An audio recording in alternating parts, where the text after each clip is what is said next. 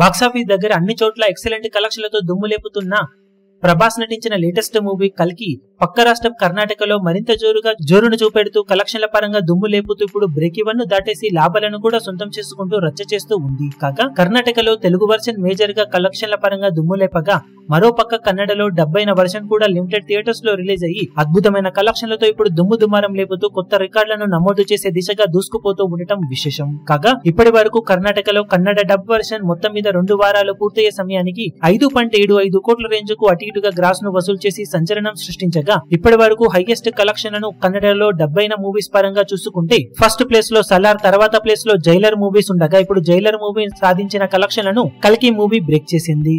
Jailer movie total run లో 5.71 కోట్ల range లో గ్రాస్ అందుకోగా ఆ కలెక్షన్లను ఇప్పుడు కల్కి మూవీ బ్రేక్ చేసేసి సలార్ ను టార్గెట్ చేయడానికి సిద్ధమవుతూ ఉంది.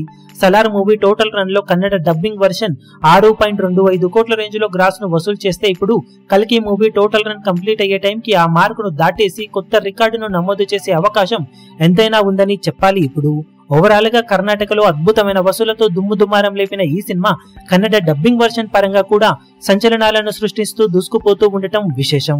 ఫైనల్ రన్ లో ఈ సినిమా కన్నడలో ఎలాంటి కలెక్షన్ ను సొంతం చేసుకుని పరుగును ముగిస్తుందో చూడాలి. ఇప్పుడు ఈ వీడియో మీకు నచ్చినట్లయితే లైక్ చేయండి, షేర్ చేయండి, ఛానల్ ను సబ్స్క్రైబ్ చేయడం మాత్రం మరవకండి. ఏ చిన్న అప్డేట్ ను మిస్ అవ్వకూడదు అనుకుంటే బెల్ ఐకాన్ ను ప్రెస్ చేయండి.